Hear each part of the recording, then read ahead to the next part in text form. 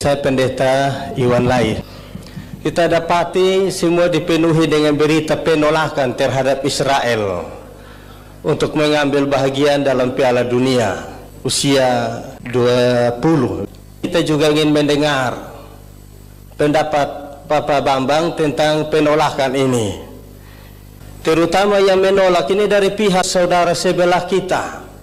Dan itu menghadirkan ahli hukum pun juga dengan tokoh-tokoh agama dengan semua dalil yang mereka perdengarkan.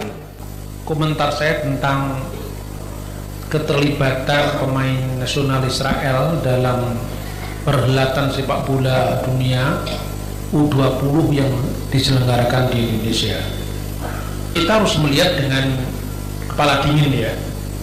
Pertama, bahwa Indonesia ditunjuk sebagai tuan rumah itu kan sebetulnya sudah melalui proses yang panjang, dan otomatis kalau dia menerima sebagai tuan rumah dari perhelatan besar dunia ini, tentu tidak ada hak kita untuk menolak kehadiran siapapun yang lolos dalam pertandingan ini kan, dan Israel lolos. Lalu hak kita apa untuk menolak?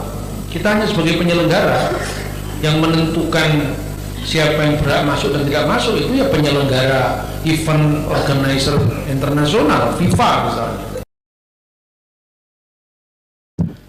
Memperkenalkan diri, saya Pendeta Iwan Lai dari Gemit Jemaat Immanuel Oipura.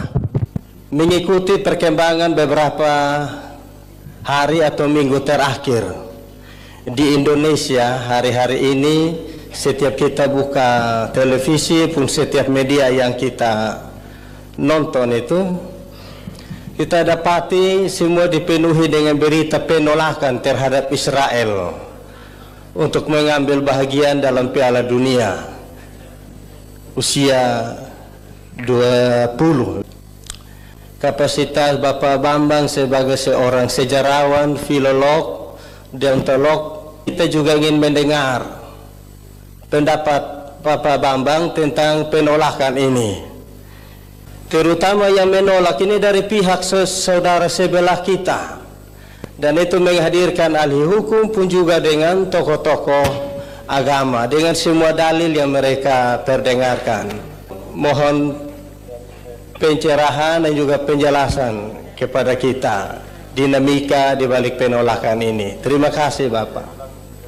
Yang pertama, komentar saya tentang keterlibatan pemain nasional Israel dalam perhelatan sepak bola dunia U20 yang diselenggarakan di Indonesia. Kita harus melihat dengan kepala dingin ya.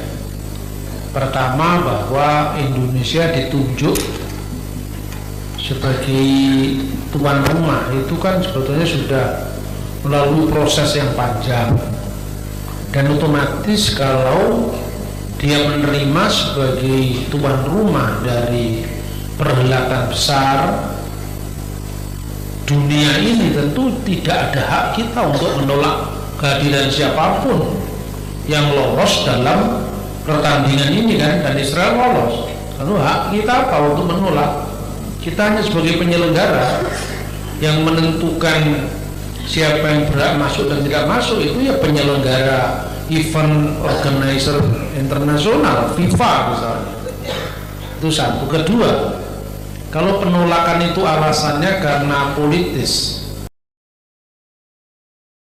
pada saat adanya pertemuan Interparliamentary Union yang ke-144 di Denpasar, itu ada Knesset Israel yang hadir. Kenapa tidak waktu itu ditolak? Kalau benar penolakannya itu katanya dibunga-bungai dengan pembukaan Undang-Undang 45, kemerdekaan adalah hak segala bangsa misalnya.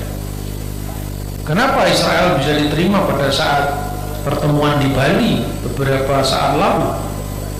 Nah, kenapa baru sekarang ketika menjelang tahun 2024? Ada apa ini kan, itu kan? Terus Palestina sendiri tidak bermasalah dengan Israel diundang ke Indonesia. Ini suara dubesnya Dubes Palestina sendiri mengatakan tidak ada masalah, tidak mempengaruhi Palestina dalam hal ini, dan hubungan Indonesia dengan Palestina tetap baik. Kan seperti itu. Jadi pertama alasan karena Palestina sendiri tidak keberatan. Masa kita lebih Palestina ketimbang Palestina? Ya kan? Kalau selama ini kita lebih Arab ketimbang orang Arab, sekarang lebih Palestina ketimbang orang Palestina. Kedua, kita tidak boleh terlalu campur dalam urusan negara lain. Proses Israel Palestina ini sekarang kan sudah menjadi berkembang yang tidak sama dengan ketika awal berdirinya negara Israel itu. Tidak sama, geopolitiknya sudah berbeda. Jadi kalau ada salah seorang tokoh nasional yang mengatakan dengan mengutip Bung Karno, saya rasanya kok ini argumentasi yang sudah kedaluarsa ini. Kita melihat konteksnya Bung Karno saat itu dan konteks sekarang kan beda. Jadi kira-kira kalau saya persingkat itu gini ya, itu kan mula-mula terjadi karena Perang Dunia Pertama. Jadi Perang Dunia Pertama itu ada pihak Amerika, Inggris dan sekutunya berhadapan dengan Jerman, Turki dan sekutunya. Waktu Perang Dunia Pertama itu Turki belum menjadi republik. Turki masih menjadi Kesultanan Turki, dinasti Utsmani. Baru tahun 1924 kan itu kan. 23 atau 24 lah pokoknya. Tapi waktu Perang Dunia Pertama, Turki itu mesti kesultanan. Nah, waktu itu daerah yang disebut dengan Palestina itu masuk wilayahnya Turki. Nah, ketika perang terjadi, waktu perang terjadi itu disitulah gerakan Zionisme sudah muncul. Gerakan Zionisme itu diinspirasi oleh seorang tokoh yang bernama Theodor Herzl untuk mengenang jasa-jasanya dia dalam pertumbuhan negara Israel. Sekarang ini di dekat Tel Aviv itu ada satu kota namanya Herzliya. Itu didirikan karena mengenang Theodor Herzl. Herzl itu sudah memulai program yang namanya membangkitkan kembali Yudaisme. Jadi kalau saudara melihat lagu kebangsaan Israel itu orang apapun latar belakang politiknya, kalau Anda lihat lagu itu pasti Anda terharu. Di mana ada satu bangsa di muka bumi ini yang pernah 2000 tahun kehilangan tanah air, tapi mereka tidak pernah kehilangan identitas kebangsaan. Setiap Paskah orang Yahudi itu doanya selalu, tahun ini kita di sini. Ini kan masih temanya Paskah. Masih di Polandia, masih di Rusia, masih di Kairo, masih di Baghdad. Tapi dia yakin lisana habba'a Yerusalem, tahun depan di Yerusalem. Tahun depan sudah tiba, mereka masih di Maroko, mereka masih di Kairo. Tahun depannya lagi mereka juga masih di tempat yang sama. Satu generasi habis, ganti anaknya, anaknya mati, cucunya, cicitnya, sampai 2000 tahun. Harapan itulah yang membuat Israel tidak pernah kehilangan identitas. Ini jangan sampai kebalikan dengan kita. Kita tidak pernah kemana-mana, kita tidak pernah kehilangan tanah air, tapi jangan-jangan kita bisa kehilangan identitas kita sebagai bangsa Indonesia karena kita lebih mendengar orang lain, bangsa lain, kepentingan lain ketimbang kita bicara tentang bangsa kita sendiri. Itu bisa terjadi. Bangsa yang kehilangan identitas itu akan bubar seperti Rusia, Soviet kemarin, bubar karena tidak ada faktor pengikat lagi. Itu satu ya. Nah, ketika kemudian ini kalau saya singkat saja ya, tahun 2017 ketika mereka sudah menang perang, karena pada saat perang itu terjadi, orang Yahudi lewat gerakan Zionisme ini, ya sebagian ada nyerobot tanah itu ada juga, Tapi kalau soal serobot tanah dianggap dosanya seluruh Israel, kita yang nyerobot tanah mafianya juga banyak. Kan bukan salahnya Pak Harto atau salahnya Bung Karno. Sekarang kan mafia tanah itu yang nyerobot tanah itu sampai memenjarakan orang yang punya tanah aslinya. Sekarang kan apa begitu salahnya Pak Jokowi, apa itu salahnya Republik Indonesia? Kan enggak, itu salah perorangan. Ada satu kisah yang sangat menarik dari seorang abuna dari gereja Katolik Melkite yang berpusat di Ebilim di Galilea atas, Galilea Ilit namanya. Itu dia menyambut saudaranya orang Yahudi yang kemudian gerakan Zionis.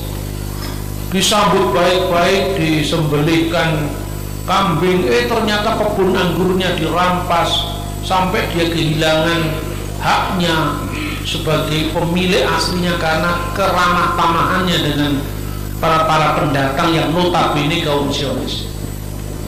Tapi apakah ini dianggap sebagai kesalahan seluruh gerakan Zionisme? Saya punya surat-surat yang dicetak ulang dari kaum Zionis yang membeli tanah ini dari tuan-tuan tanah yang notabene adalah orang-orang Turki yang punya banyak kaplingan-kaplingan tanah di Yerusalem. Dibeli dengan surat pembeliannya itu diarsipkan dengan baik dalam The Story of Israel. Saya punya buku yang begitu, kan jarang diminati orang, tapi saya beli untuk dokumentasi ketika saya menjadi narasumber di beberapa tempat. Tapi juga orang-orang Arab di Palestina itu berjuang mati-matian untuk membela Inggris karena mereka kepingin terbebas dari penindasan Turki meskipun sama-sama muslimnya. Jadi ada dua harapan. Orang-orang Arab yang tinggal di Palestina yang ingin bebas dari Turki, dari Kesultanan Utsmani, mendukung Inggris dengan harapan kalau Inggris menang mereka akan mendapat tanah air. Yahudi juga begitu. Dulu gerakan Zionis pernah ditawarkan ini ada tanah di Uganda, tapi tidak cocok dengan harapannya setiap Paskah itu. Hari ini kita di sini, tahun depan di Yerusalem, tahun depan di Yerusalem, tahun depan di Yerusalem. Masa tahun depan di Uganda? Kan nggak cocok. Nah, Uganda itu kan salah satu alternatif yang diberikan oleh kekuatan dunia yang mungkin waktu itu. Tapi harapan mereka tetap ke Sion, harapan mereka tetap ke Yerusalem. Nah, itu kemudian ternyata Inggris dan sekutunya menang, kan begitu kan? Dan ketika Inggris dan sekutunya menang, ya otomatis sebagai orang yang berperan membela Inggris dan Amerika, dia minta dong, saya kan sudah berkontribusi, oke. Kalau gitu kemudian Inggris sebagai pemenang perang melalui deklarasi Balfour 1917 lalu menyatakan bahwa Palestina itu adalah tanah air bagi bangsa Yahudi. Arabnya protes. Ketika Arabnya protes, kemudian Komisi Longfield tahun 1937 kemudian setuju, oke, kalau gitu solusinya adalah mereka setuju dengan dua negara dalam koeksistensi damai di wilayah yang sama yang dibagi. Lalu sebagian ditentukan sebagai ini wilayah Palestina, ini wilayah Israel. Jadi statusnya tanah suci waktu itu status quo, tidak ada yang memiliki karena itu kan di bawah hukum internasional. Karena apa? Di waktu itu Liga Bangsa-Bangsa, kemudian PBB itu sudah status quo. Mula-mula orang-orang Palestina setuju, tapi kemudian dihasut oleh tetangga-tetangganya orang Arab itu, lalu nggak setuju, tidak boleh ada sejengkal tanah pun dikuasai oleh orang Yahudi. Nah itu haknya siapa tidak boleh sejengkal tanah pun? Wong pemenang perangnya Inggris dan Amerika. Akhirnya Israel mencuri start tahun 1947 kan, kemudian PBB mengeluarkan resolusi yang menyetujui opsi dua negara dalam koeksistensi damai di wilayah tanah suci, tapi dengan satu perkecualian, Yerusalem Timur yang memiliki sejarah yang sangat penting itu dikecualikan sebagai korpus separatum, tempat yang terpisah yang tidak boleh dihaki oleh Israel maupun oleh Palestina, tapi menjadi kota internasional karena itu ada simbol tiga agama. Vatikan setuju dengan solusi itu. Maka setahun kemudian, ini kok enggak jalan-jalan ini Palestina ini, Israel mencuri stat.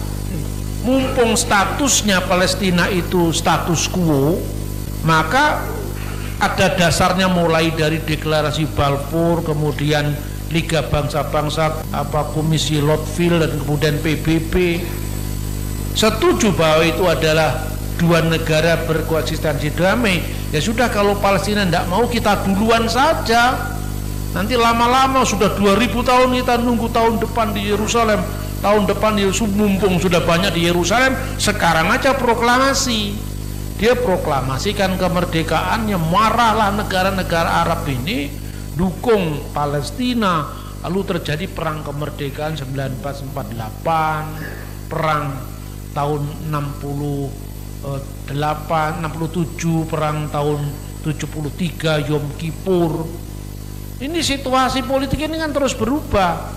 Pada saat tajam-tajamnya negara Yahudi itu berdiri, kira-kira tahun 1950-an, karena itu berkaitan dengan Inggris, dan Indonesia masih bermasalah dengan Inggris Amerika waktu itu, karena kita juga sama-sama mengusahakan kedaulatan kita. Mungkin Bung Karno lihat ini Inggris itu di mana-mana, kok jadi biang keroknya ini, kira-kira seperti itu. Maka kita berdiri di belakang Palestina, itu statement umum. Belum melihat perkembangan selanjutnya. Itu kira-kira yang terjadi. Jadi kalau ada yang mengatakan itu dikutip dari Bung Karno, masa geopolitik 70 tahun yang lalu tetap sama dengan sekarang? Kan nggak sama, sudah berkembang sekarang. Jadi itu yang ketiga, yaitu tadi, itu bukan hak kita orang Indonesia sebagai yang ditunjuk dalam perhelatan sepak bola besar ini. Itu kan haknya yang menyelenggarakan, event organizer-nya ini, dalam hal ini namanya FIFA atau apa itu yang pertama.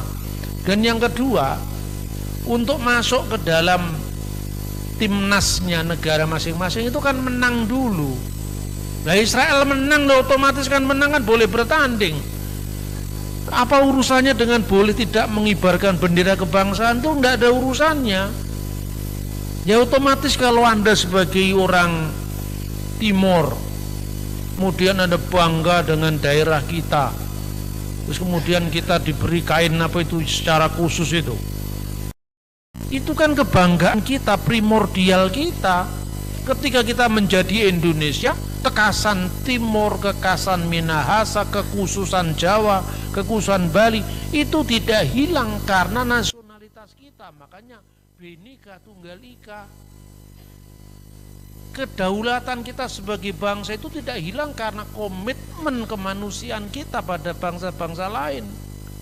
Maka kalau paham ajaran Bung Karno, justru Bung Karno mengatakan bahwa nasionalisme itu harus tumbuh subur di taman sarinya internasionalisme atau kemanusiaan, kira-kira seperti itu.